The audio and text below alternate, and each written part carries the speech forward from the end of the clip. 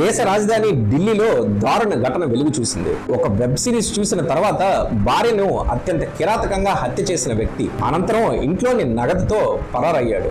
ఆస్తి వివాదంతో పాటు మరో మహిళతో సాన్నిహిత్యమే ఈ హత్యకు ప్రధాన కారణమని పోలీసుల విచారణలో తేలింది. ఈ ఘటన దేశవ్యాప్తంగా సంచలనంగా మారగా సామాజిక మాధ్యమాల్లో విస్తృతంగా వైరల్ అవుతుంది. ద స్టెయిర్ కేస్ అనే వెబ్ సిరీస్ చూసిన తర్వాత ఈ హత్యకు పాల్పడినట్లుగా నిందితుడు కమల్ సింగ్ వెల్లడించాడు. పోలీసులు తెలిపిన వివరాల ప్రకారం ఢిల్లీలో నివాసం ఉంటున్న 62 ఏళ్ల కోమల్ సింగ్ దంపతులకు ఒక కుమారుడు, కుమార్తె ఉన్నారు. జూలై 30న కుమారుడు లైబ్రరీకి, కుమార్తె కార్యాలయానికి వెళ్ళగా ఇంట్లో కోమల్ మాత్రమే ఉన్నారు. మధ్యాహ్నం సమయంలో కోమల్ బట్టలు ఆరబడుతుండగా కమల్ వెనక నుంచి కత్తితో దాడి చేశాడు. దాడి నుంచి తప్పించుకునేందుకు కోమల్ కిచెన్లోకి పరిగెత్తి ఒక మూలన దాక్కుంది.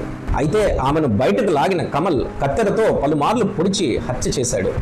అనంతరం స్నానం చేసి ఇంట్లోని 5 లక్షల నగదును తీసుకొని స్కూటర్పై పరారయ్యాడు. మార్గం మధ్యలో తన బ్యాంకు ఖాతా నుంచి మరొక 7 లక్షలు డ్రా చేసుకున్నాడు. రాత్రి ఇంటికి వచ్చిన కుమారుడు తల్లి మృతదేహాన్ని రక్తపు మడుగులో చూసి పోలీసులకు సమాచారం ఇచ్చాడు. నిందితుడి కోసం గాలింపు చేపట్టిన పోలీసులు సీసీటీవీ ఫుటేజ్, సాంకేతిక ఆధారాల సహాయంతో అతని కదలికలను గుర్తించారు. పోలీసులను తప్పుదోవ పట్టించేందుకు గోరఖ్పూర్ వైపు వెళ్తూ ఫోన్ ఆన్ చేసి నేపాల్కు పారిపోతున్నట్లుగా భావించేలా ప్రయత్నించాడు. అనంతరం ఫోన్ స్విచ్ ఆఫ్ చేసి మధురకు వెళ్ళాడు. 3 రోజుల గాలింపు అనంతరం మధుర రైల్వే స్టేషన్లో కమల్ను పోలీసులు అదుపులోకి తీసుకున్నారు. అతని స్కూటర్ను స్వాధీనం చేసుకోవడంతో పాటు నగదును కూడా రికవరీ చేశారు.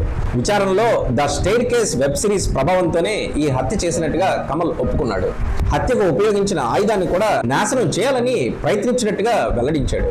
అయితే ఆస్తి వివాదం, మరో మహిళతో సాన్నిహిత్యమే అసలు కారణమని పోలీసులు తేల్చారు. కేసు నమోదు చేసి దర్యాప్తు కొనసాగిస్తున్నట్లుగా వెల్లడించారు.